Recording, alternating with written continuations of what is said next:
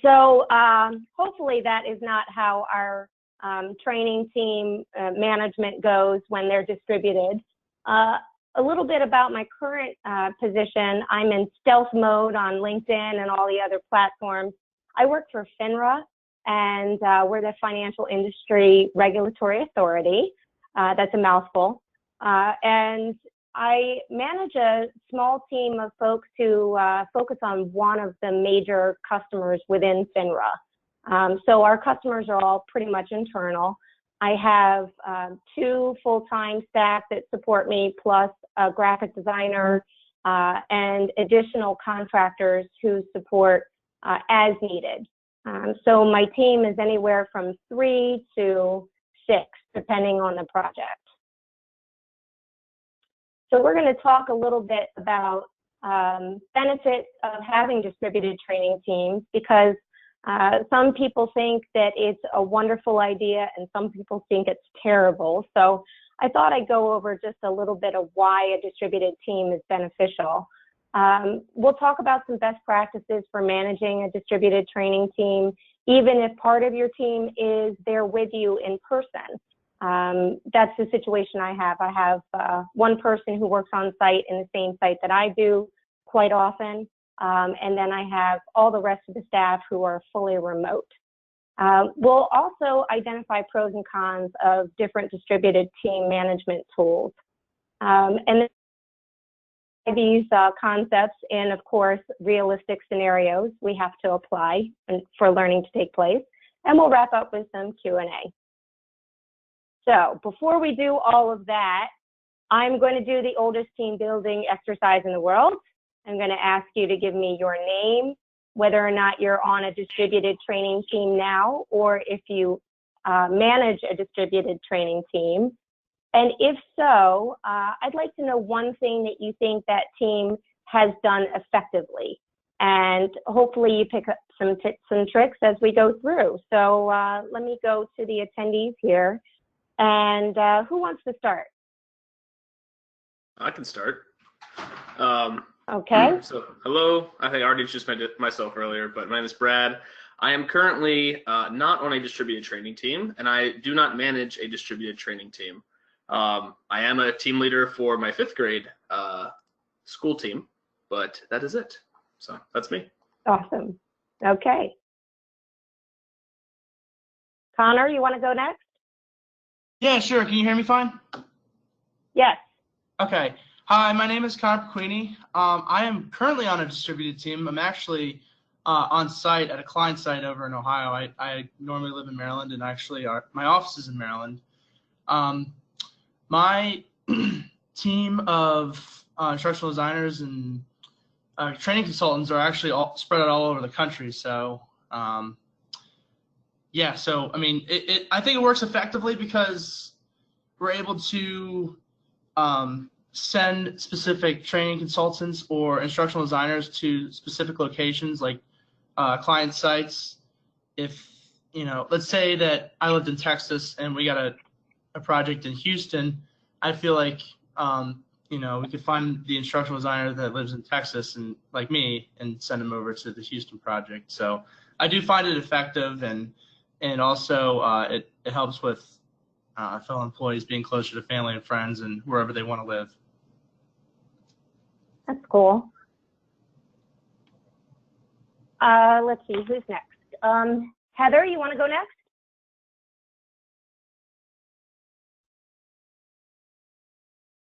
It's terrible when I volunteer people, isn't it? I wish there was a laugh icon, you know. I love Adobe Connect for a laugh icon. Let's try Pat.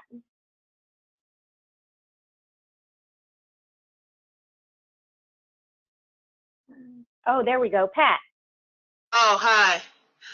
Now I'm unmuted. Oh, sorry. My name is Pat, and I'm not on a distributed training team, and I don't manage one. Okay.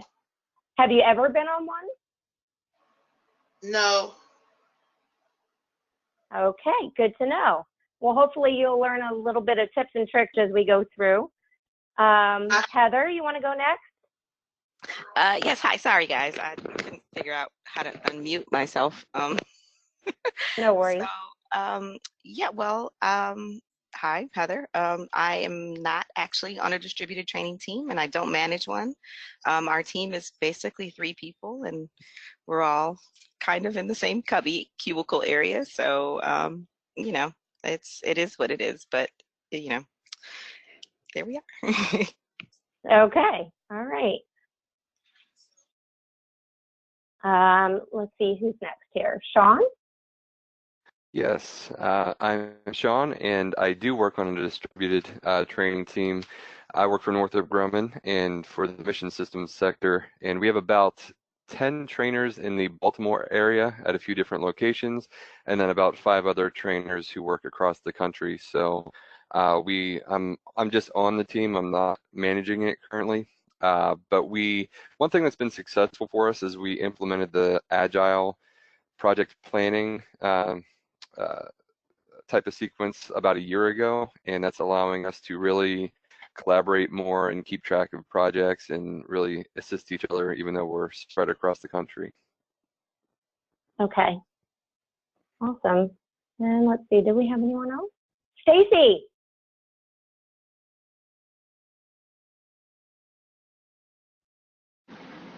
Hello? Hi, Stacy. Hey, okay, great. You can hear me. So my name's Stacy. I am on, I would say like a 90% distributed team. A lot of us are based out of the same office, but telework a lot. So I would say we're mostly distributed. But also we have vendors we work with and other team members that we work with that are at different offices across the country. So we're pretty distributed. I don't manage a distributed team. I would say something that we do effectively is we have pretty regular conversations with each other as a team, also with our stakeholders and subject matter experts, and the regular conversations, status updates, progress updates help in just making sure everybody's on the same page. We also use Teams. Is it Microsoft Teams, or it's a sort of like a knowledge management, content management sort of thing, a place where we store everything, but it helps us all be able to access the same files at the same time if need be. So that's helpful. And then something that I'm hoping we can cover, I'm not experiencing this right now, but in other distributed teams I've worked on, it's been hard to sort of get the culture throughout the team, either like a team culture or even just the company's culture. The company sort of wanted to have this like understanding of how things were and what things were like, but it's really hard to do that with distributed teams. And also when you incorporate new people, getting them acclimated to either the culture or even just being able to work from home or in a different area. How do you train somebody up who's never done that before? Okay. Hopefully we'll address some of that. Stacy, I like that you mentioned one of the things that you were hoping to get out of this session. You all have seen the agenda/learning objectives, and I didn't write given this training session, by the end you will be able to. I know some of the other teachers you've had would probably kill me for that. But let me especially ask Brad, Pat, and Heather, since you don't really have a ton of experience or any experience with distributed teams, what do you think you might be looking to get out of this session? Just planning for your future or something else? This is Pat. I would like to plan. I'm planning for my future, being in this program, because I work on the transfer services team at UMBC, and we do nothing but orientation, and we're always together. So that's why I say I'm not on a distributed training team. Okay. So maybe in the future, depending on how you guys organize, or if you go on to something else, you might be able to use these skills. I hope so. And Brad, do you do any sort of distance learning with your students? No, I don't. But so I'm looking ahead to my future as well, and thinking about, probably going to be on a team like this in the future. If I leave the teaching field at some point in the future for like elementary K through 12, as well as thinking about I want to go into training, so doing trainings digitally is something that I'm definitely looking to learn more about. Okay. Okay, great. Thank you. I appreciate it. All right. Well, this is Heather. Let me chime in really quickly. I think I'm in an interesting spot, and I forgot to mention this earlier, and I apologize. But so I work for a local university, and while my team is small, basically what we do is we spend our time training the faculty. So I guess in a sense, I do have I don't know, I guess it's more distance learning. We do a lot of face-to-face, but we do a lot of online and distance learning because, distance learning is a part of, it's kind of where our university is trying to sort of go. So, and then we've got our adjunct faculty who can't always make it onto campus, during, quote unquote, university business hours. So we have to do a lot of, I won't say telework, but, we do a lot with teleconferencing. So I think, just trying to figure out sort of how to manage, I guess, those teams. I wouldn't call it I don't know what to call it, because I feel like I'm somewhere in the middle.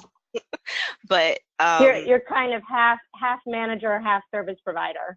Yes, exactly. And we do a lot of sort of train the trainer, because we'll train sort of, department chairs, and, sometimes they're grad students or whatever. And then we say, okay, go off to your department and train. And a lot of times that requires, I guess, in a sense, managing, a distance learning sort of team hybrid. I don't even know what to call it. But I mean, just anything that would help with that, because while, me and my colleagues, we teleconference all the time. We have no problem. We call in, it's no big deal.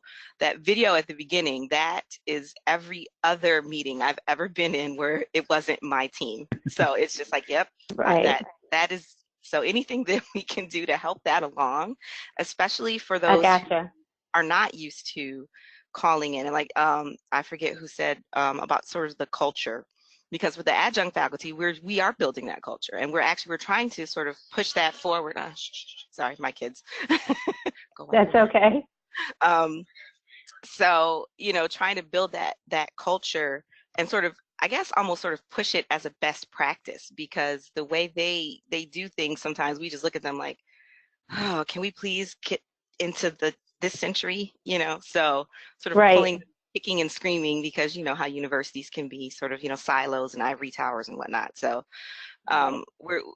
anything I can kind of glean from that and sort of take back to my team and say, hey, guess what I learned, which they love hearing about. So that would be awesome.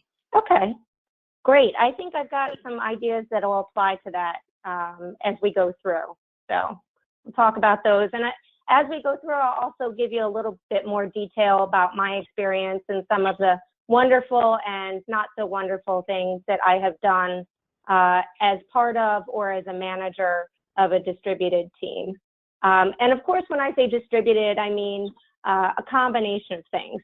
It could be that you're in, for example, in Shawn's case, where you're in different offices, but you're all connected to the same network.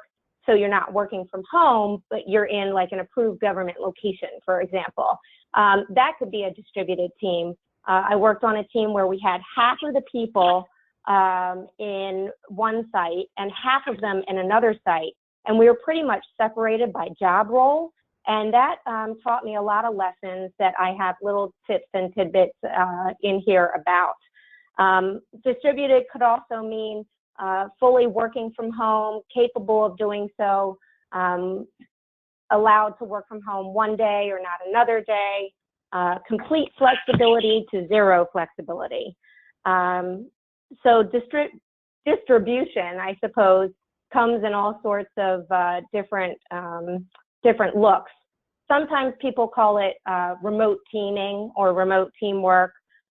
You'll see articles about it in ATD, usually call it managing remote teams. So if you're looking for background information, that might be what you want to look for. So why have a distributed team in the first place? Well, in terms of having people nationally, so Connor, you mentioned being near customers around the country. It means you can recruit from a much wider pool of talented people.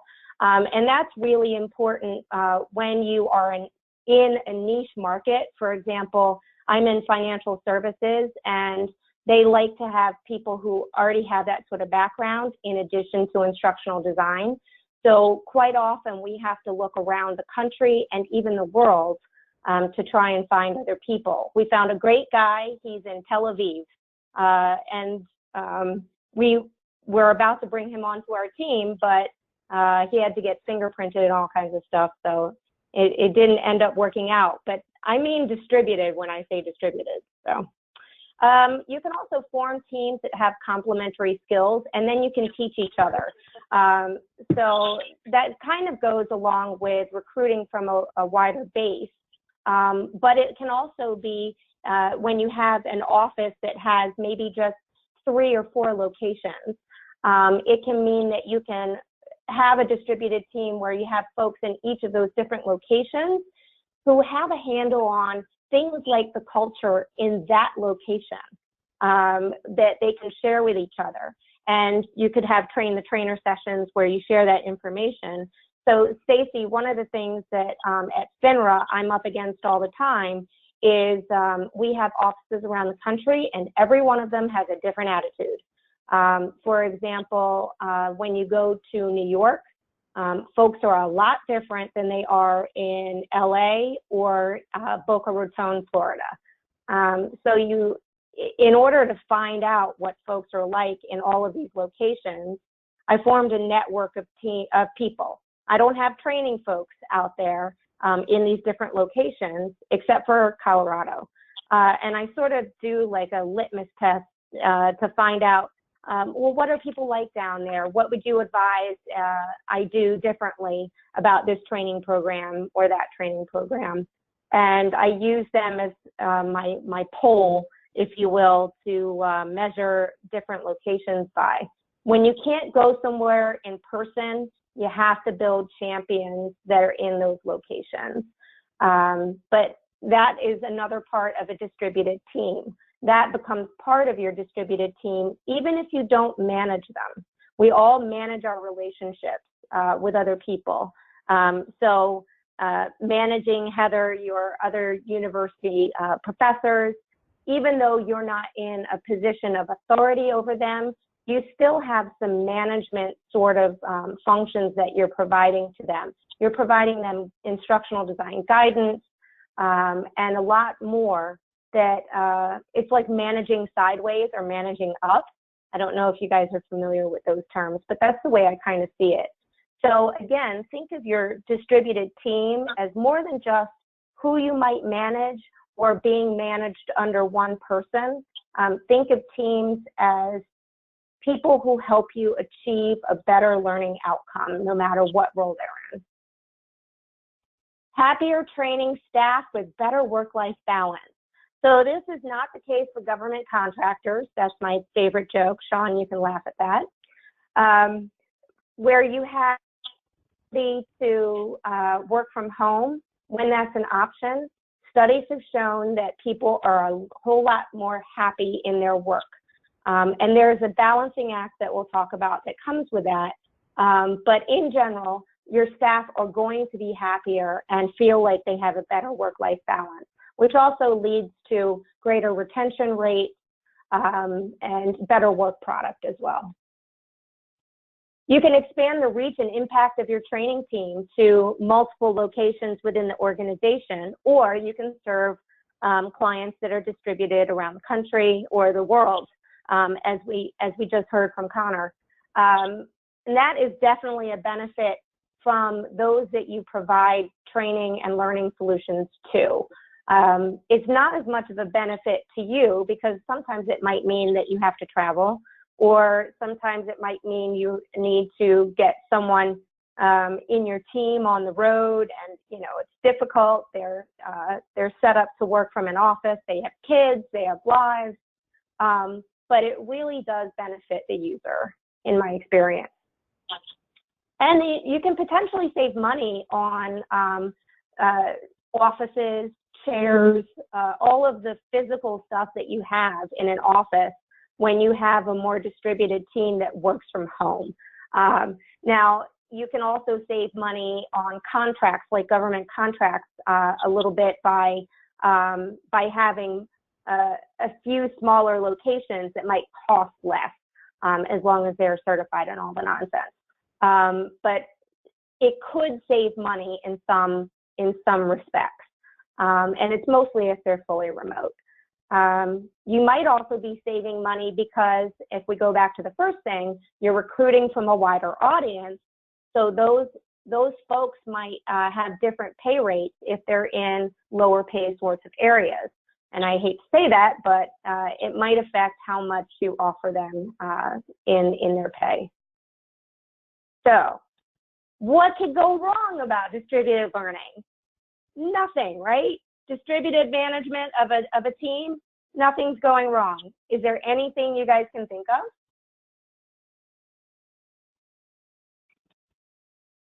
What are the downsides? Unclear communication. That's definitely one. Difficult to build relationships when people aren't in person. Absolutely. Potentially What else lower do we have? productivity. When you have like a setting where you're like working from home. Oh. Yeah. Anything else you guys can think of? Well, When you have like go ahead. When you have like a setting where you're like working from home, you have to be really disciplined. So some people can kind of handle that and some people can't, and they're not as focused with their work. Right. Oh, Okay. I was just going to say something along those lines. On the other, I guess, the other end of it, I know I've had to work from home a few times, like with sick kids, and I'll never forget when my daughter answered my conference call for me. And so I was just like, oh, that's my. awesome. Like that one, remember that guy? He was on the news, and his daughter came in behind him, and like the mom and the nanny came and like snatched it. He went viral. I'm like, yeah. That was you, huh? That's been me. Yeah, except for thank God I wasn't. Oh no, I was. It was video conference. Oh crap. Yeah, so that's been me. Oh boy. So, I mean, they laughed about it the next day, but it was still, they cut the whole conversation short because they're like, okay, your kid's climbing on your head, and I'm like, yeah, I'm sorry, I have to go. Oh boy. So yeah, it definitely can cut into that productivity. It can be a problem sometimes. Yeah. Right. So those are all definitely things that could go wrong. Sometimes as a manager, you might not have a handle on project status if you don't set up your distributed team correctly. And that's a big risk to the organization, to your department, and to your job. Also, not being able to locate staff. These are some of the things also that other people in FINRA have complained to me about. And said, can you train people to be locatable? So I'm not sure we have a training program for that. That's performance support, and that's a performance issue that's solved with incentives and better business setup, blah, blah, blah. But it can be an issue when you need to rapidly get in touch with someone. And not having that connection, I forget who just mentioned that, but not having the connection or the influence with the team that sometimes you use to get things done, or establish a better rapport and be able to communicate more effectively and more often on projects. And as Greg mentioned, that includes a sort of not knowing what's going on, like what is the status of stuff. Also, staff can feel unsupported. There are some studies that say that people who are poorly managed, who are distance workers, they feel like they're not part of the team, especially when you have someone who is co-located. For example, Heather, you're 3 people, you're all in a pod together. Imagine if one of you was somewhere else. It's very, very easy for that person to feel like they're not part of the team, that you're having conversations they're not privy to, so they can't contribute as well. So you have to do a lot of work to make sure that your staff do feel supported. Also, some staff think that the impression of them when they're working from home or working from a different office even is that they're just goofing off. They're not getting the same amount of work done. And some of the ways around that include basing your measure of your staff on achieving goals and meeting deadlines, not necessarily whether or not you see their status light on your instant message system or whatever system you use for updating statuses. When you make it about performing tasks and doing them well, it takes that impression or perception away a little bit. And it's also on the manager. Some managers have the perception that people are just kind of hanging out and watching TV in their pajamas when they're quote unquote working from home. But when they shift their focus, it becomes a lot easier to just see whether or not your staff are producing at the level they should be and focus on that solely, whether they're in the office or not.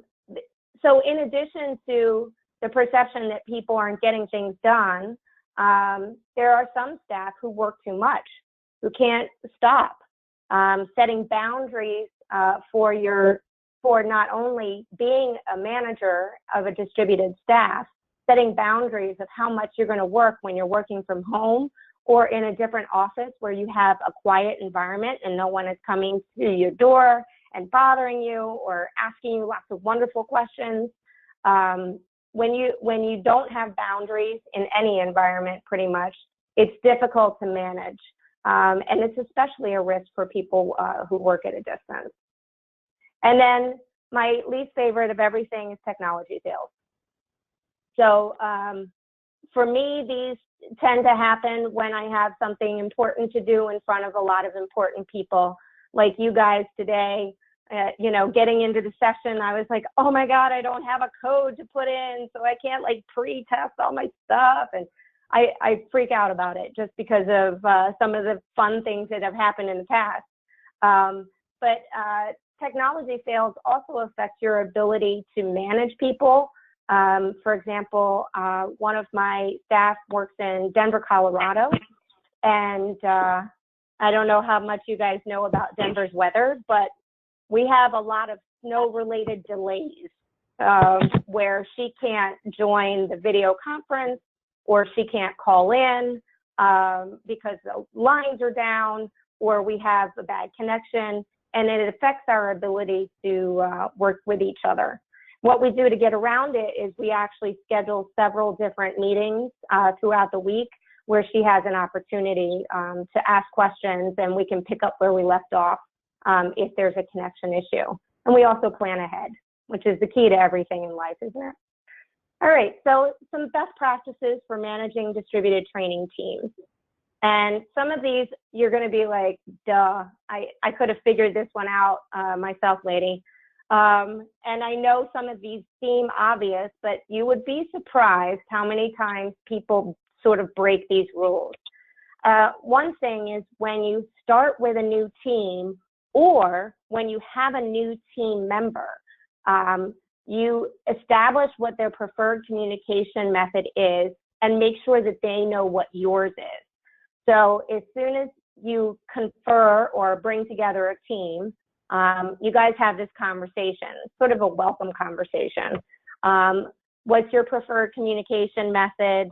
You set as a manager, you set the expectations of how people are going to be available, whether or not we're going to share our phone numbers, whether or not we're going to use status indicators, when we're going to set core working hours that you should be available. All of that preference should be discussed when you first form a team. And then you guys should talk about it as a team with each new person you bring on. So they know that, Stacy likes to have video conference so that she can see you and sort of react to you. And it's easier to get Pat on the phone just because of her busy schedule and because she's, working on a help desk, things like that. So those conversations solve a lot of problems instantly. As a manager and an employee, you need to check your voicemail routinely and keep your Outlook calendar updated. It seems silly to say it, but when you're a distributed team, you're relying on these things more than you ever would. It's like taking one of your key sort of components away, which is that in-person element. When you take it away, you realize how important these other methods of communication are. When I worked in the government, it could be very difficult to get my graphic designers on the phone because they were in another office where their mode of operating was to go to each other's offices and brainstorm and do mood boards and come up with ideas, which was fantastic. Except I needed to reach them right away. So how could I do that? To know when they had meetings was also a crucial thing when I'm trying to get in touch with someone. And then also consider forwarding your office phone to your mobile if you're able to do that. That's always a good practice. Use either instant messenger or whatever location or status indicator you have available to you. As a manager, you need to ask people to update these and make it one of your requirements of teamwork. And the reason is that studies show, and also what I've noticed in behavior, is that if you see a status indicator of red or do not disturb, or there's no status whatsoever. In my office, we use Skype. At Booz Allen, we had a couple different indicators we used. Email had it built in. So did the government clients system. They had their own system of tracking whether you were there or not. Using these can make collaboration and communication so much easier, and it's vital. I like to hold virtual team building events. So Stacy, you were asking about building that rapport when you're not in person. Most people, including those of us in the learning industry, slightly cringe when we say team building events. They don't have to be long though, and they can be fun and different and interesting. Build in time for these. Even if it's just a video conference call where you all get on, you get to visually introduce yourselves, you get a sense of the other person, talk about what you've done in the past. With my team, what we're doing is we have like show and tell. It sounds a little elementary. Brad, you probably have show and tell as well. But what we show and tell is a piece of work that we did in the past. A project, why it was different, what were the best practices on it, what would we repeat, and what were some lessons learned that we maybe wouldn't repeat. And we use these as like as teachable moments, if you will, for each other. And it also gives you a sense of what the other person is capable of. So when you find yourself in a pickle and you need someone else to pick up a project or join the team because you need help creating a simulation, to know that they did a really great software simulation in the past is really valuable when you're trying to plan your teams. Encourage people to proactively share with you, and as someone who's on a distributed team, proactively share information with your manager.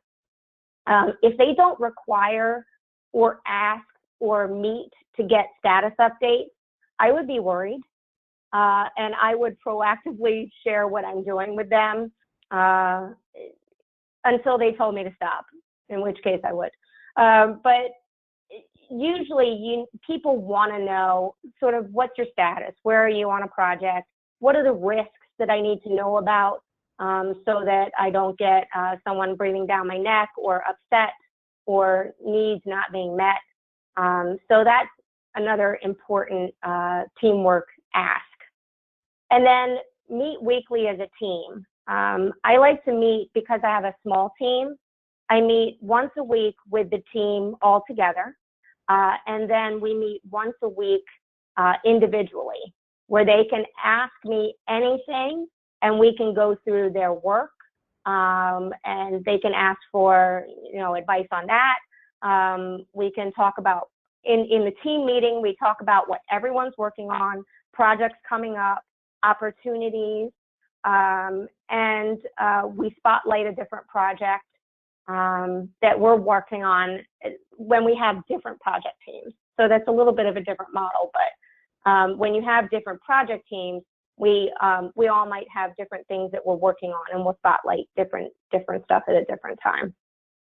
I like to practice what we preach. In this program and other distance learning, you probably learn to use engagement tools and strategies. We could have used polls today. We're using, because we're a small group, we're doing question and answer as we go through live, but you could also use questioning techniques, have people do small exercises while you're meeting. And I'm talking about a training team doing these things, not what we give other people to do. Because I believe that we need to practice the engagement techniques that we then use with learners to make sure they work, and to sort of flesh out the bumps and cogs to make sure that we're experts in it. And to that end, I like to, any sort of distance learning or virtual meeting technologies we have, I like to rotate and use different ones for the meetings. So we have Skype, Zoom, Adobe Connect, WebEx, and I know I'm missing something. We have a conference call system. We have video rooms that you can connect to each other. So we know how to use all of those resources, and we all know how to use them equally well. And I'll come back to why that's important in a minute. It's also important to treat on-site and distributed employees the same. And this is really hard, not just as a manager, but as a member of a team. The reason it's so hard is, and you guys probably have experienced this, is you're more likely to get up or turn your chair around and talk to someone than you are to schedule a meeting where all the other folks can attend. It's just common sense. It's easier. It's all the things that co-location gives us. But if you purposefully make sure that you call the other person in on the phone, or start a Skype really quickly, or whatever you have to do, hey, we're talking about this, wanted to include you. Unless it really is a one-on-one conversation, you want to try and treat folks, no matter where they are, the same way. So that's why on my team, the two of us in the office will be on the same Zoom video conference that the staff in Colorado and DC and what's my other location? New York. So we're all on the same call, and it's as though we're all distributed, even though two of us are standing there pretty close to each other. And lastly, I'm going to talk about some best practices around scheduling, preparing, conducting, and following up on your distributed team meetings, because meetings are an awesome topic. I know you guys are excited. I can hear it on the phone line. The excitement is coming through. So scheduling, some best practices. We don't have to go through all of these. I'll give you the deck for your own reference. We talked about sharing calendars, have a group mailing list. So instead of trying to remember everybody that you need to put on an email, if you have a group mailing list preset, you can just send it to everyone at the same time, and no one's ever coming to you like, hey, you didn't include me on that, meeting where we're going to go over the most important project we've ever worked on, which has been something that I've done, unfortunately. And I left off the person who was going to have to do the most work. So that was rather embarrassing. Using the scheduling assistant to see when people are available is just a nice thing to do. If you have people in other time zones, please be cognizant and respectful of that. For example, when I was trying to hire the guy from Tel Aviv, the only times we could talk were he was going to be a contractor, so he was only available at Tel Aviv nighttime. So I think we had to meet like really early in the morning, and we found like a common time. And it can be really difficult to do it, but once you figure out what their good times are, or the times that work for everyone most often, ask them to block that time off and make it for your team, your teamwork. It just makes things a little more smooth and effective. Schedule those meetings, those weekly meetings far in advance, have it be recurring. Consider some smaller working groups if you can't get everyone in all the different locations and time zones together. And that's mostly an issue when you have a large amount of people. So for example, if you had to have a train the trainer and give best practices to faculty that are all around the country, and there's a couple dozen of them, definitely do smaller groups to get the same information out as best you can while respecting their time differences. And then always include technology instructions in the invite, which goes without saying. So I said it anyway, I'm sorry. Prepare, create an agenda, circulate it ahead of time, assign roles so that everyone knows what they're supposed to be doing in the meeting. And you don't walk out where no one took any notes and no one remembers what was said about a certain topic. Use a shared space to store your files. Know how to use the technology. Always pre-test, set up in advance. Make sure all your externals are working. Be prepared for technology failures because they're going to happen at the most inopportune moments. Have a backup plan and know how to troubleshoot all of the issues with your system. You might have to become a little bit of a techie, but it's going to help you in the long run, especially when you're on a distributed team. I like to create a living document that is basically what we're going to talk about, what's going on with the different projects, who gets assigned to things, and what are the upcoming tasks for each project or for our team meeting at large. Conducting your meeting, the conference call is probably the worst in terms of people talking over each other. So what a lot of us do is we use each other's name to say, this is Rowan, I have a comment, and then you go ahead and then someone else waits for you to be done. And if we cut each other off, obviously we say we're sorry. But we encourage participation and fill out that living document together so that everyone can see that their thoughts are being captured. That also goes a long way to engagement and feeling like you're part of a team. When you have something that's visual, and you're sharing your screen and you're saying, here's what Pat said, and writing down Pat's wonderful idea and Shawn's wonderful idea right after it. Those are important things to have. It definitely makes you feel more connected. When using video conference, and I say video conference because it is my favorite method of managing a distributed team and being on a distributed team. So reporting into my boss, and when we have team meetings, my boss likes to use conference call. I hate it because I need to see people for some reason. It helps. But these are some really common sense things to do when you're video conferencing.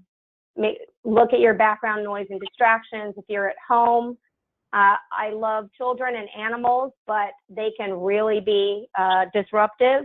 So as we heard, right, Heather gave us a great story there.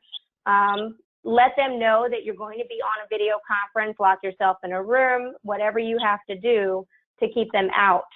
I am famous within FINRA because I had my cat walk across a widespread training.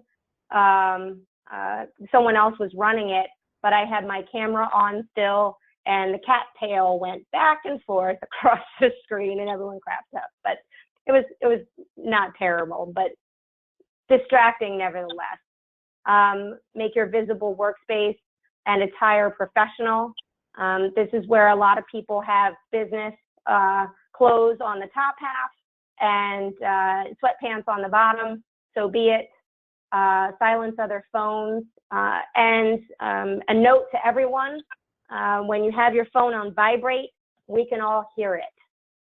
If you have it on the same table as your microphone and your computer system, wherever your audio is being received from, yeah, there are multiple people that I've had in training, and they're supposed to be paying attention, and you can hear nothing but buzz, buzz, buzz the whole time. Which leads me to please stay engaged in the meeting. So following up on your team meetings when you're distributed, email that living document, update it as needed afterwards, make sure the understanding is correct, and call or reach out to people the same way that you would if you were co-located, to ask clarifying questions, or add some more information, offer help, things like that. Any questions so far? That was a lot. I feel like I just did nothing but talk. Yeah, I have a question. So one of the sorry, this is Brad. One Hi, of Brad. the applications that my friends and I use to talk over voice is an application called, of course, my cat's in the background. Is an application called Discord. Have you heard of or know any companies that use that? I have not used Discord. I'm at a slight disadvantage because I was with Booz Allen for 9 years. So I was beholden to the communication methods that were within the agencies I contracted to. And we did not have Discord. We had Jabber. A lot of people have Jabber. A lot of people have Skype, things like that. I'm Okay, sorry I thank don't you. have more to offer. No, that's fine. I was just curious if organizations actually used it at all. It might depend on what sector you're in. So I'm going to write down Discord. Gotcha. Anyone else have any questions so far?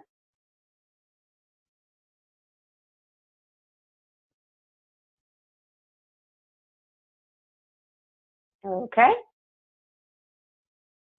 I would be remiss if I didn't mention setting up teams to win in delivering live learning events. I know this is about being on a distributed team, but when you are a staff member who's working from home or a location where it's not familiar to you, for example, I had to go to Chicago. I'd never worked there before. I called ahead, tried to get a sense of what folks are like there, you know, with one of the people that I network with.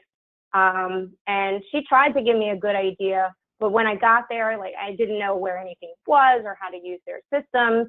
And I had to run a training from there that was virtual. And I learned pretty quickly that you need to make sure that everyone on your team is proficient in using all of the technologies that you have at your disposal, not just one or two of them. And the reason is that if something happens with your system and when you're in a remote location, you're going to need someone else to kick in and help, or you lose the entire training event, which typically ticks people off. Learners don't like to come to an event and then it's, you know, suddenly canceled. I mean, there's exceptions, obviously, but also ensure that your projects have at least one backup team member in case distributed members are unexpectedly available. Again, those technology fails that happen. I do this on all of my projects, and it has come in handy. Since I had one bad experience where my webcam failed for an unknown reason, and the network I was on in New York, it was an office location, and their network famously goes in and out, but no one remembered to tell me that.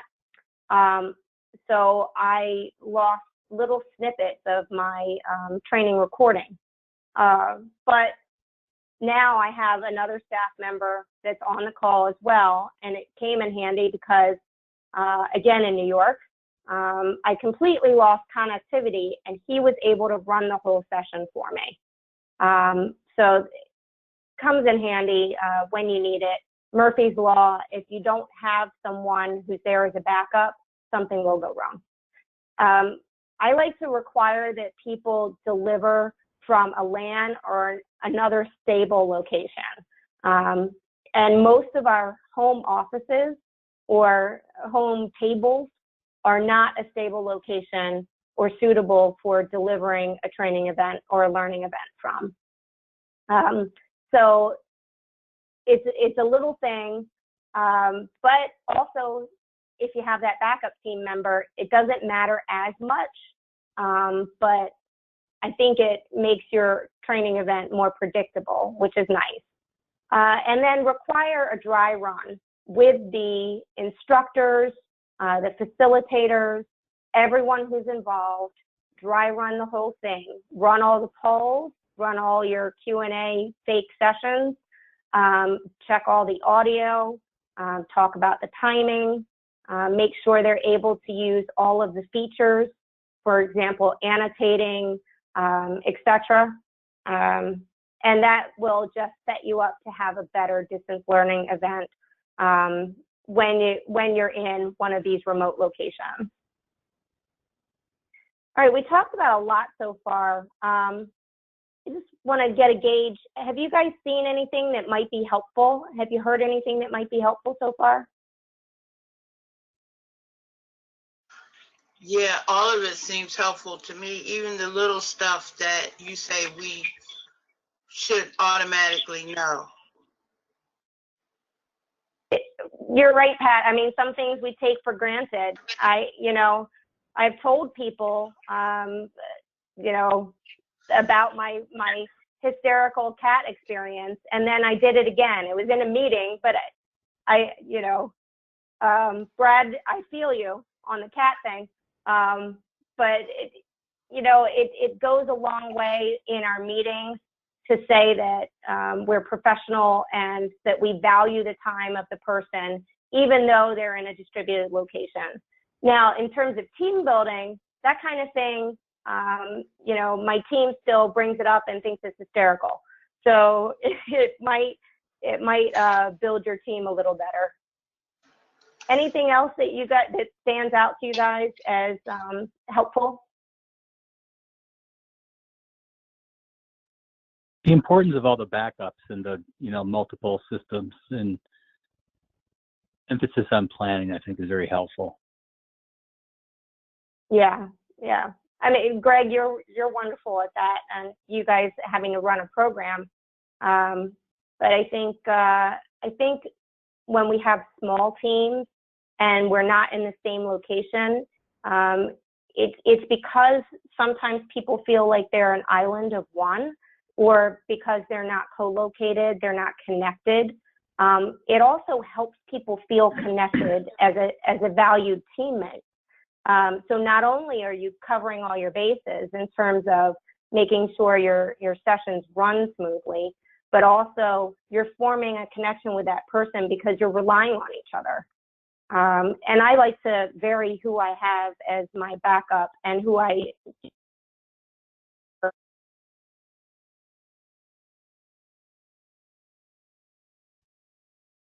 Okay, let's talk a little bit about some tools.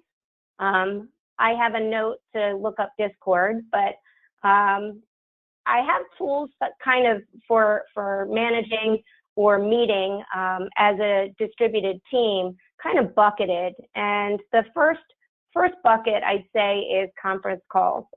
This may seem antiquated, but there are some things that conference calls are good for. Quick and easy access. Everyone knows how to use it, and more and more our teams are a mix of ages and backgrounds and locations. So we're distributed in many ways. And sometimes folks like me, you know, I'm 46, I'll admit it, and I grew up with conference calls when I first started in the business world. I'm still really comfortable with conference calls. I don't prefer it anymore, but you might find some people really like that. Great for urgent contact for only one or two people when you don't need visuals, or it's a predefined role or task or project or question. And when you have technology fails, if all else, there's always that conference call number. For example, we all dialed in, I assume via the conference call number to get in today. So it just goes to show that sometimes those numbers are really helpful. Obvious cons are talking over each other, awkward silence, who's talking, I can't see what you're doing, so I don't have a good sense of who you are and what your message is. You can't share and collaborate as easily on materials, especially in real time. And it doesn't really work for a complex or sensitive conversation. And as a manager and a teammate on a distributed team, if we find an issue, for example, you miss a deadline, that's not a conversation I feel as comfortable just like calling you up and being like, you missed the deadline, what's happening? Like, you know, it feels very distant, if you will, and makes for a bad, difficult conversation experience on both ends. Anything that requires visual presentations, group collaboration, and large groups, obviously. The larger the call, the worse it gets. I'll admit that I had a training where everyone had to dial in, and I did not use the operator-assisted line, and I couldn't get the line mute. And there was a gentleman who did not mute his own phone and proceeded to have an entire conversation for 15 minutes with an office mate about baseball draft, fantasy baseball draft. It was really not good, embarrassing. So I learned the hard way on large groups on conference calls. Instant messaging, there's a lot of different apps. We did name a few like Jabber and Skype, and different companies might use a plethora of these apps. Sometimes the apps have video built in, and it's not just an IM, and you can also share your screen, which is beneficial. I find, though, that Instant Messenger, because of the quality of video that's usually included if there is screen sharing or video capability, it's usually pretty low. So it doesn't make it as good for sharing content as a video conference. But there's often an easy way to schedule a meeting. For example, there's plugins for Outlook for many of these applications where you can just instantly schedule a Skype meeting or instantly schedule a Jabber session. Best for urgent contact and when the phone's not available and smaller groups of people. Don't try and have a meeting with 7 people on Skype. It does not work and turns out pretty horrendously from experience. So some of the cons are tech issues and that bandwidth I talked about, not being able to see things that well when you're sharing. Some of the apps do have higher res. It depends on what it is. Some folks are less familiar than conference calls. Some people hate being on video. How many of you hate being on video? Anyone? Heather, Pat, nice. Good use of the hand raise there. I appreciate it. Stacy, I hate being on video because I start assessing, you know, how old do I look today or how tired do I look today? So that's the not fun part of it. But people can sort of get those visual cues for you. Because it tends to be a lower res sort of environment, and definitely when we're talking about chat, don't have sensitive or difficult conversations over chat. I have seen people at work do this, and it's insane. Trying to manage their employees via a chat, and especially when something has gone wrong, it's completely inappropriate. You can't get tone over chat, as we all know. And it's not good for large group collaboration, or having external participants can be problematic as well. And then lastly, my favorite, Heather, this is going to look familiar. Ooh, wait, come back.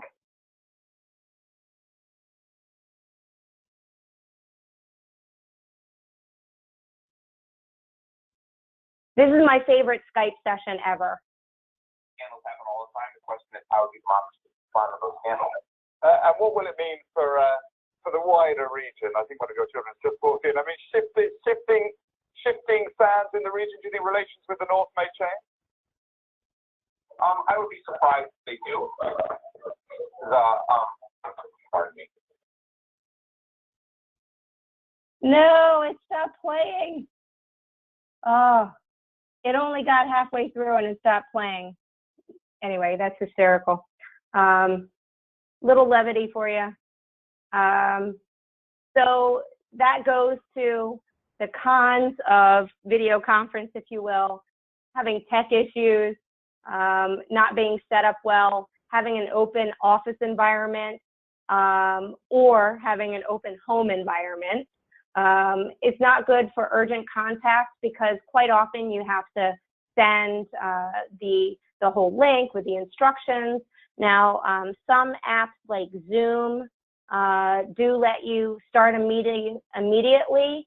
It's a little cumbersome to use, and again, less familiar than conference calls, and even for some people than using IM. And depending on the bandwidth of the place you work, video conferences can turn into, like we saw at the very beginning, sessions of nothing but issues. So why would we use video conference? Well, it's the greatest level of engagement. You get the visual cues to know not just how the person is saying something and what they're saying, but sort of what was the body language that went with it that gives you more information. I like the view options where you can often highlight who's speaking, put everyone in a round robin view. It's much more helpful when you have larger group meetings where you want to get a sense of how everyone feels. In terms of delivering training, I use the video, and I have I've had to deliver systems training at a distance, and I had people who were less technologically savvy, is what I'll call them, but they knew how to hold up their thumbs So I had everyone's video and up, and I'd say, okay, did that make sense? Are you tracking? And they thumbs up, and we could move on. So sometimes that's really helpful. Obviously sharing, and once you have it set up, it's easy to use. But getting your audio and video settings right and knowing how to address those issues can be one of the biggest challenges with video conferencing. All right, any questions on some of those tools?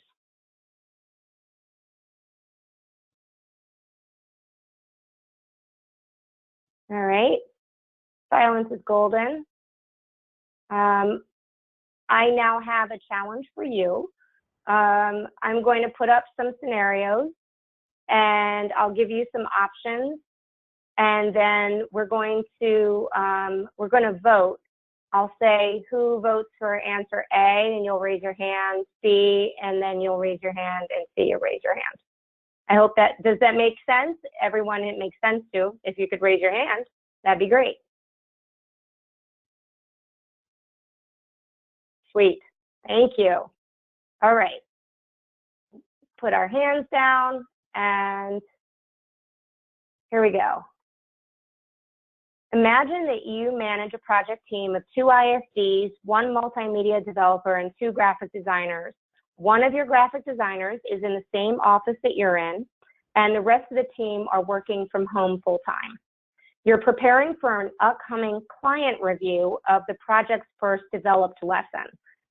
So your dispersed team needs to do one more review of the graphics and programming to make sure everything's addressed before you send it to the client. So what do you think of these approaches that I'm going to show you is going to make this pre-client review meeting the most productive? So do a sanity check with that graphic designer who's located in the same place you are, and then send the results of your conversation in an email to the rest of the team. And then because your schedule as a manager is just way too tight and busy, you're going to hold a conference call in between doctor's appointments to make sure that the rest of the team agrees with the emailed ideas. So hold your hands until you see your other options.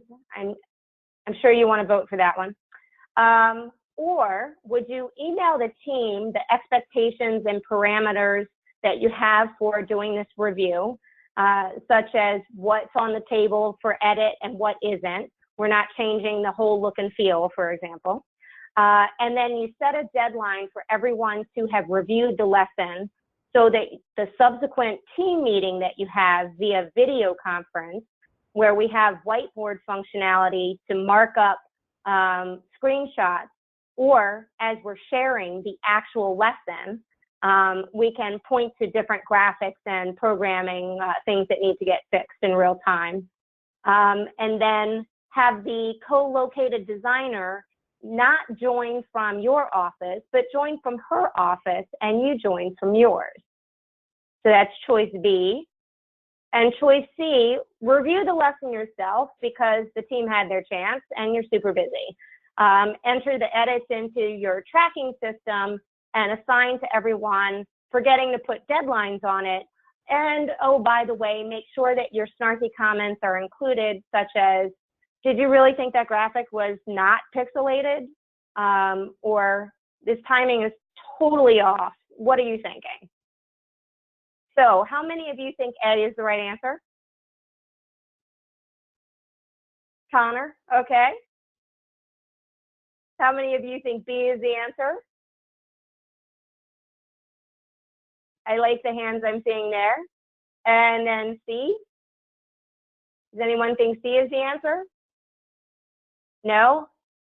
Okay, obviously that's good.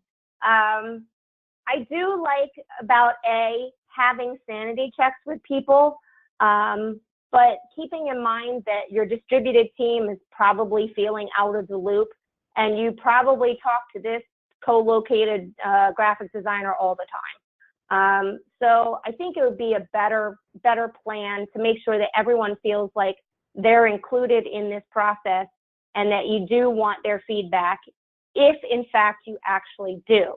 So that's one of the assumptions I'm making here, that everyone's feedback is valuable. And also, you're probably assigning tasks that need to be done in a short amount of time. Talking through those tasks when you're meeting is a lot more helpful when everyone is on the meeting and you're not playing a game of telephone. You can also get into games of telephone with using tracking systems. How many of you have work tracking systems like Jira, where you put your instructional design tasks into the system, and when you're done storyboarding, you hand it over to the graphic designer to add still graphics, and then you assign it to your programmer to do all the animations and everything. So separating tasks. Does anyone have that in their experience right now? Shawn and Stacy, it looks like you guys do. So I have seen people make the mistake of trying to have conversations and manage people via an edit tracking system, like a Jira. And there are two things about it. It's just like instant message or text message. You cannot tell the intent behind it. Someone can be a very sarcastic person and putting something that's meant completely sarcastically, but comes across as really mean or inappropriate. So don't have conversations in that edit tracking system. Also, talk through edits before you put them in there, because that clears up a lot of misunderstandings. That way the edit system, the tracking system, works as a review and not the main delivery of a message. When you're not together, these things are really important. On one project team, I saw it lead to an almost fight, because people were fighting, saying things back and forth in the edit tracking system that were creating a huge misunderstanding. It was not good. I also like to use video conference because of the whiteboard functionality that a lot of them have. We have markup in PowerPoint, but you guys also have markup here. For example, I could spotlight that B is the answer. And these tools really come in handy when you're marking something up for edit visually with a distributed team. We use it all the time. And what else do I want to say here? Oh, as a manager, you have to make time for including employees. So if you're pressed for time and you can't devote yourself to an effective meeting, make the meeting for when you can, or set a delegate to be in charge of the meeting and have them run the meeting instead, because one of the least effective things is to have your manager sound like they are not paying attention, checking email, looking at their phone, paying attention to their surroundings instead of being engaged in the task at hand. All right, next challenge question. You're the manager of a team that includes Joe, a multimedia developer, Mike, a graphic designer, and Bob, a senior graphic designer. They're all at an all-day meeting that's off-site, and you're in the office. There is now an urgent deliverable. It's a revised schedule and a mood board file that you need to share with the client by the end of the day. But you need them to clarify which one of the mood boards you're supposed to send. And it's 3 o'clock, so you're under the gun. So what would you do to get clarification as quickly as possible? Would you look at everyone's instant message statuses and see that Joe and Mike are on Do Not Disturb, but Bob says he's in a meeting but available? You could instant message Bob, set up a Skype call at a designated time with the other folks when they're on a break, and then use Bob's phone to see your file sharing, and they could select the right file. Or B, you could email the team and hope that they're checking between sessions, And then probably kick yourself for not having them use statuses so that you know whether or not they're available. Or C, you could select one of the mood boards and just send it, but tomorrow you might find out that you sent the wrong one. So how many folks think A?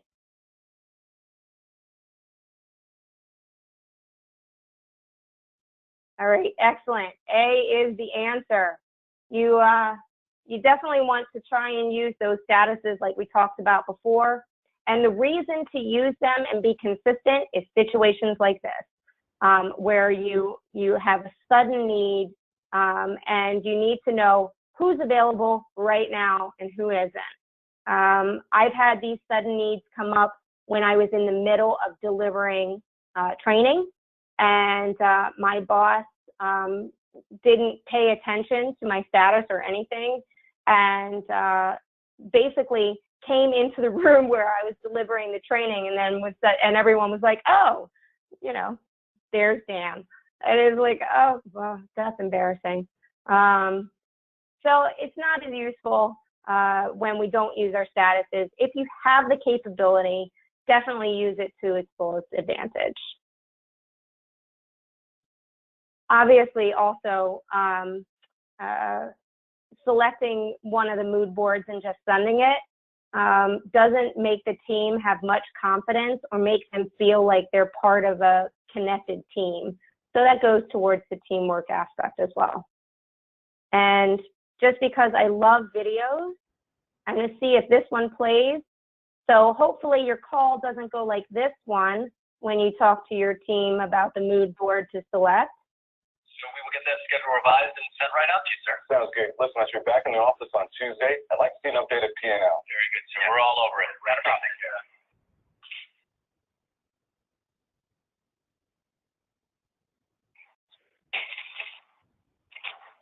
That was close. Yeah, that was close. I can still hear you. I think we're good. I think we're good. Oh, boy. FedEx. Bradley? That never gets old for me. I'm sorry. So the third challenge question is, you have an awesome team of 3 instructional designers. Each one of these teams is awesome, by the way, but each has their own specialty based on the client that they currently support. So Rose is the Zoom expert, Paul only knows Skype, Jorge is all about Adobe Connect, and you are just barely familiar enough to use all 3 of these, but just barely. So Rose is scheduled to facilitate a Zoom webinar at 1 p.m. today. At 12:45, she calls you to say that her home internet is out and the instructors can do the content without her, but they don't know how to use any of the tools that they had planned on using, polls, Q&A, and other features. So what do you do to mitigate this sudden situation with Rose? Do you A, cancel the session, leaving the contract unfulfilled, and then say nothing to the client and hope that they don't find out? Or do you B, fumble through trying to run the session yourself, canceling an important meeting that you were supposed to have at the same time with a potential new client that's worth $1 million to your business? Or C, prior to this session, do you hold train the trainer sessions to make sure that the whole team can use all the tools, ensure that Rose has a backup presenter and that they're aware of the project, and ask Rose to come to the closest office to her, which is just 20 minutes away, to deliver it from a secure location, from a good LAN. I don't even think I need to ask you to raise your hands. I think we can all agree that C is a better answer. I actually had a training vendor. They're a national training vendor. They do a lot of software training. And I contracted with them to deliver training at our Rockville location. The first day the trainer showed up, it was a half day the first day, full day the second day. The first day she showed up, she was great. And we had a subject matter expert that was kind of co-delivering with her. The second day they called and said, "Hey, our instructor is sick, sorry." And that was it. And no talk about how we're going to make it up. Do we get any sort of benefit from this tremendous inconvenience? Meanwhile, we struggled to try and get all of our audience together. It's a distributed audience. They're all around the country, and they have trials that they're doing, and they're taking testimony and all kinds of things that they had to work around. We had to find when no one had a trial in order to attend this session. And they didn't even offer to find another instructor, offer another date, offer any incentive, offer to do it live online, nothing. So I found that incredibly frustrating, but as a learning professional, I took it as a moment for me to figure out what I'm not going to do in the future. And, you know, even if you're familiar with running technology yourself, as a manager, you might have other things to do that are important that could suffer because you're trying to pick up your staff's work. And as a coworker, if someone asks you to dive in and you're not prepared, you might have a deliverable that you have to miss. So it could affect your own work situation, trying to help somebody else out. So that's why some of the methods we talked about before are probably a better idea for setting yourself up to win as a distributed team. So with that, I am at the end of my presentation, and I hope we covered some of the things that you guys were looking to talk about, but I'd like to open it up to Q&A.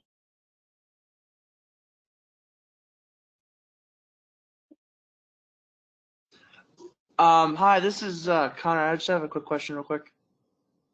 Yeah.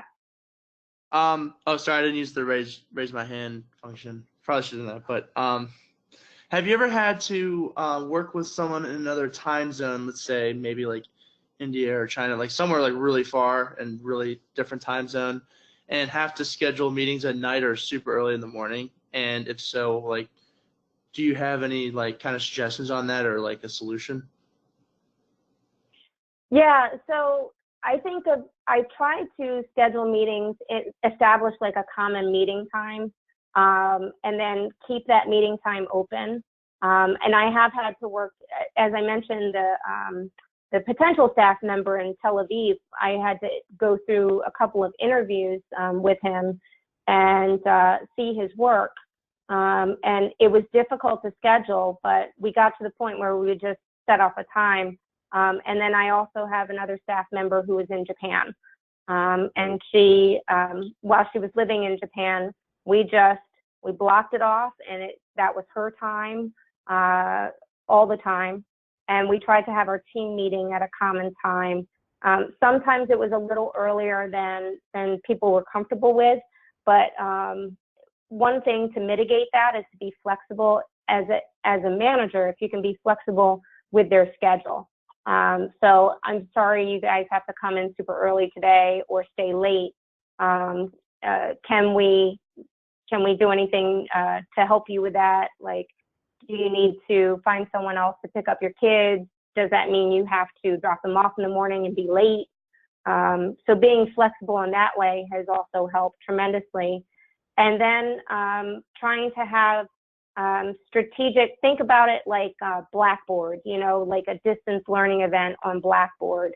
Have asynchronous communication that is maybe a little more wordy or robust, or even record videos of you explaining through something.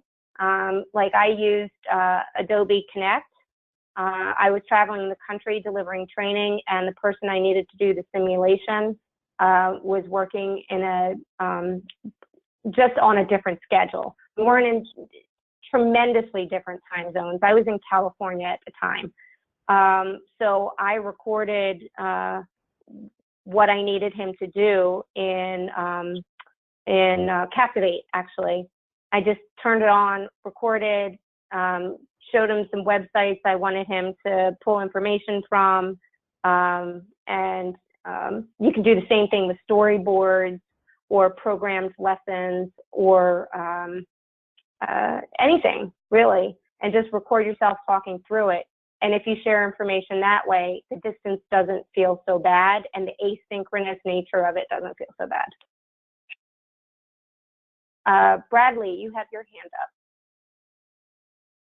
Oh, yes. So this is Brad.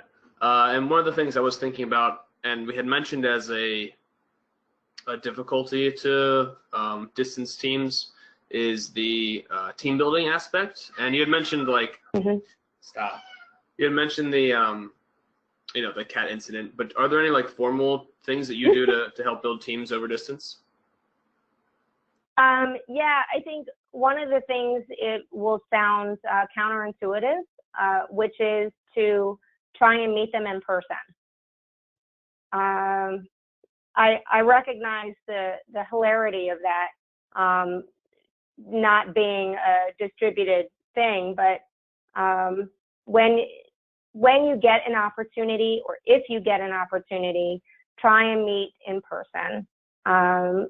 We had a conference, an all-hands conference for the entire department. So I went around and tried to meet as many of the SMEs that I work with on a regular basis, or even people that I thought I was going to have to create a course with. I went around and introduced myself to everybody so that they at least had that one little in-person event to go off of. And then set time aside at the beginning of a meeting to talk about stupid stuff like, what did you do with your weekend? How are you? How are your kids? Do you have kids? That might not be necessarily appropriate, but if you're on a project team, it's going to be working together for a while. You should get a slight level of comfort as if you're at the water cooler. Okay, great, thank you. Sure. Shawn, I think you have your head up. Yes, I was wondering, I think you mentioned that you like to have your team use Adobe Connect and Skype and a few other of the meeting type software. What's your reasoning behind that? Why not try to use one type in particular and get everybody good at, let's say, Skype, for instance? I'm going to answer with a situation that happened to me. I had a training scheduled for the managers, all of the managers of the department that I support. So it was about 50, 55 people, and these are the higher ups, right? So it was a big deal to me, and I had it scheduled in Zoom, and 45 minutes before the not 45 minutes, 15 minutes before the session, I got a notice that the system was completely down. And I had set up all of my equipment and everything already, and I needed help, like, immediately. And I knew how to use, and I knew how to start, use, and do everything in Adobe Connect. And only because I knew equally how to use each of the technologies we had available to us, I was able to not cancel the session. I just sent out a new link to everyone, and I uploaded my presentation and ran all my polls pretty much as planned. But you can't do that if you don't have a good familiarity with the system. So when things go south, you need to have a plan B, a plan C, and the same with team meetings. The reason I like to meet different ways instead of just one is also when you're trying to think of a learning solution. So I think of things not just from a management or a team perspective, but also from an instructional designer perspective. If I have a customer who needs a certain learning solution and they have constraints based on where they are, who's going to be involved, or how many people need to be trained, whether or not they need a visual aspect to it, what they have available. So one of my client sites worked with people of a different, what's the right way to say this, different classification level.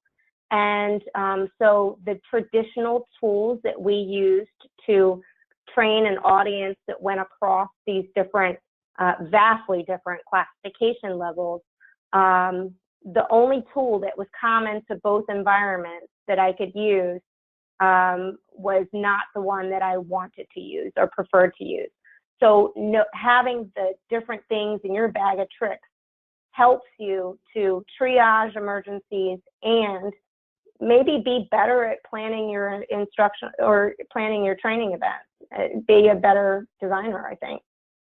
Okay, yeah, that That makes was a long way. perfect sense. Did I answer you? I don't Yes, even know if and that answered you. I think that from my perspective, since kind of our customer is internal, we train our own people, and so all we have access to is Skype. And so you're right, if Skype goes down, we don't have our meeting. But yeah, that makes perfect sense, and I'm sure whatever your customer is most comfortable with is the path that you would go as well. Right. Yeah, the customer has a lot to do with it. And I have to tell you, in FINRA, the department that I serve, they were not used to using Zoom at all. And some people were just absolutely reticent to using Zoom at all. But I did training on it. So I got all of my subject matter experts who I really needed, and my SMEs vary obviously on every project. So they got so used to it because we delivered training on it, and we made sure that it was a message that you're going to use these different communication methods. So I got them used to using 3 different things. So we always had a backup. Yeah. Okay, thank you very much. Thanks.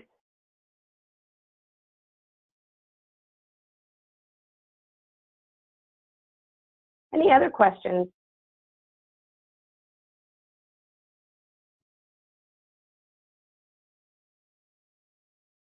As you can tell, I'm always willing to tell you guys when I've messed something up, so feel free to ask me that.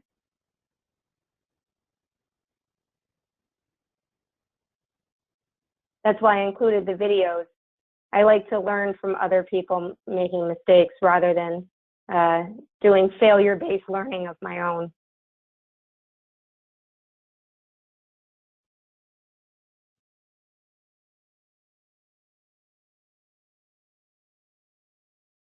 All right.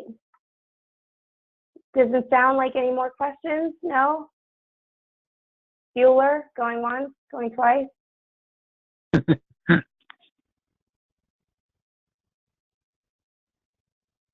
All right. Well, Greg, I think I should turn it over to you.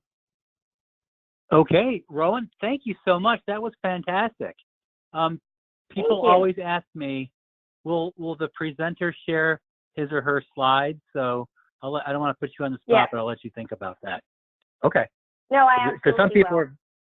Okay, because sometimes people are very proprietary about that, and I totally understand. But yeah, if you can share the slides, I'll make those available to people, because I know there was like just so many really helpful little tidbits in there, and it just kept coming and coming and coming, and I mean that in a good way. Okay, good. I have been known to fire hose people. Thank you so much for sharing your expertise and your time to the class. Rowan has never failed to come through when I've asked her to do something for the program, and I really want to thank her publicly for that, because